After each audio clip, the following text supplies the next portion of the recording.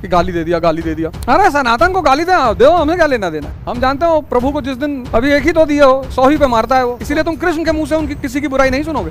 सबकी तारीफ करते हैं, शकुनी की तारीफ करते हैं, दुर्योधन की तारीफ करते हैं, सबकी तारीफ करते हैं। लेकिन शकुनी बुराई करता है, दुर्योधन बुराई करते हैं, सब मारा गया। तो हमें क्या जरूरत है उसको कुछ कहने की। जो वो कहता है कि 100 पे मैं उड़ा दूंगा, तुम आवाज हो जा, कुछ मत करना जी। अभी उड़ाएंगे हम इसको, किसी को मार के डेमो देना है। ये हम फर्जी में लेकर आए हैं कि कयामत आएगी लेकिन इंडिया नाम नहीं होगा।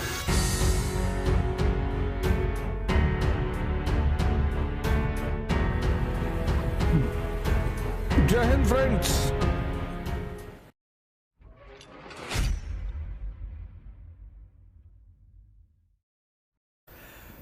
कोई काम बिना मतलब मत किया करो। तो तुम्हारा इंटरेस्ट उस काम में नहीं है तो उस काम को किया सोचा ही मत करो, फालतू मत किया करो। तो ट्विटर पे हर आईटी सेल के लोग बैठे हैं, उसमें तुम मत कूदा करो। ट्विटर हुआ, सोशल मीडिया जितना हुआ, उस पर सब पे आईटी सेल बैठा हुआ है। तो जब तुम बीच में कूद जाते हो, पता लगा 100 लोग इकट्ठा तुम्हारे ऊपर हमला कर दिए, तो गाली देने भागे तुम वहां से खटाक से, क्योंकि 100 आदमी को तो झेलना मुश्किल है। क्या तो तुमको मजा आता हो, तुम किसी को छेड़ना चाहते हो तो तुम बीच में कूद गए, एक स्टेटमेंट डाल दिया हल्का सा कि कयामत आएगी लेकिन भारत नाम नहीं होगा। अब इतना लिख के उसका तुम सो गए रात में, और सुबह उठे तो देखे 2-3 हजार गाली लिखी हुई है। फिर वहां नीचे तुमने लिखा थैंक यू, फिर एक लाइन डाल दिया कि कयामत आएगी लेकिन इंडिया नाम नहीं होगा। तो फिर 10-12 बार में समझ जाएंगे कि मजा लेने आता है यार, ये जो है कयामत आएगी ऐसा होगा, कयामत आएगी वैसा होगा। लेकिन मजा बहुत आता है इस खेल में। जो उसमें जो बहुत सीरियसली अटैच हो जाते हैं वो बेचारे बड़े दुखी होते हैं कि गाली दे दिया, गाली दे दिया। अरे सनातन को गाली दो, हमें क्या लेना देना है। हम जानते हो प्रभु को जिस दिन अभी एक ही तो दिए हो, 100 ही पे मारता है वो। तो हमें क्या जरूरत है उसको कुछ कहने की। जो वो कहता है कि 100 पे मैं उड़ा दूंगा, तुम आवाज हो जा, कुछ मत करना जी।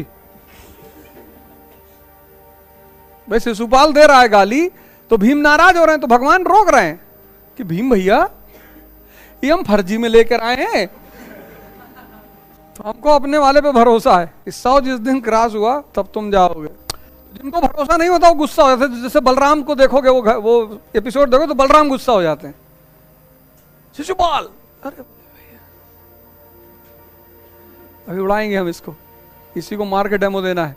मस्त रहा करो, जितना मस्त रहोगे दुनिया जीतते चले जाओगे।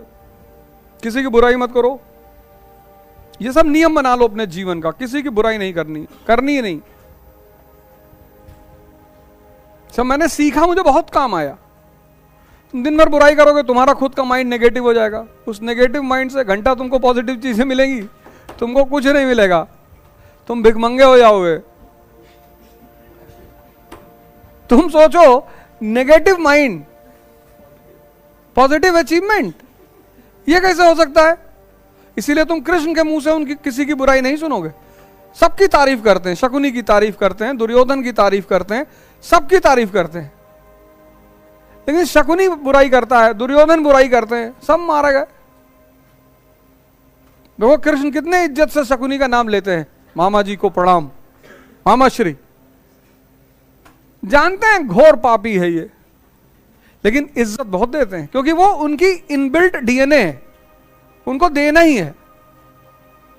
उनको पता है कि हमारे साथ बदतमीजी करेगा, सटा के उड़ा देंगे तुरंत। तो ये सब चीजें तुम्हें सीखनी होती है। प्रेमानंद महाराज जी से मिले कभी वृंदावन? अरे जाओ कभी दर्शन कराओ यार उनके। अरे दर्शन क्या, वो जब नहा के निकलते हैं वहां यमुना से, तो वहीं रास्ते में खड़े रहो, हल्का प्रणाम वणाम कर लो, चले आओ। दर्शन का क्वेश्चन, एनडीटीवी की एंकर हो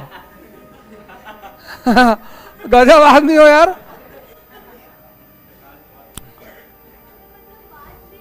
क्यों बात जरूरत है बात करने की? और तुम क्या बात करोगी? जिस बात को वो आदमी कह रहा है वहां सब जा रहे हैं, बाबूजी बाबा जी हमको ये हो गया, बाबा जी। वो डॉक्टर है, वो एक बात सुना रहे हैं सबको, जाओ सीख लो क्या कह रहे हैं वो। उल्टा नाम जपत जग जाना, वाल्मीकि भय ब्रह्म समाना। जिस समय कृष्ण थे उस समय राधा जी थी ही नहीं। कृष्ण के समकालीन ग्रंथों में राधा का कहीं नाम ही नहीं है, लेकिन कृष्ण के साथ फोटो में हमेशा राधा जी खड़ी होती है। इसका मतलब पूछ कर आओ उनसे। वो बार बार जो कहते हैं ना राधा रानी चाहेंगी तो हो जाएगा। तो यही जो श्लोक मैंने तुमसे बोला, यही जाके उनसे कह देना कि बाबा जी बस एक बात बता दो कि उल्टा नाम जपत जग जाना, प्रेमानंद भय ब्रह्म समाना। ऐसा क्या कर दियो बाबा जी, ये बार बार यही इतनी लाइन बोलना जब कभी मिलना उनसे, और कुछ मत कहना, उन्हीं का नाम ऐड कर देना। जिसने भी ये उलट दिया, जिसने भी उलट दिया, उल्टा का जाप करने लगा, बस वो ब्रह्म के समान हो गया।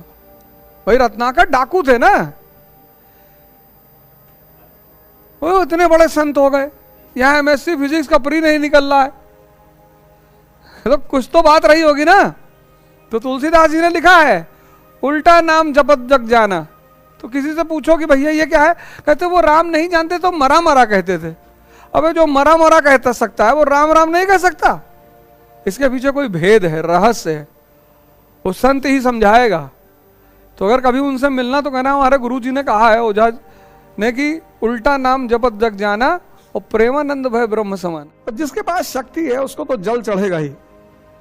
सूरज को देखते रहे, सुबह निकलो शहर में सब चढ़ा रहे जल।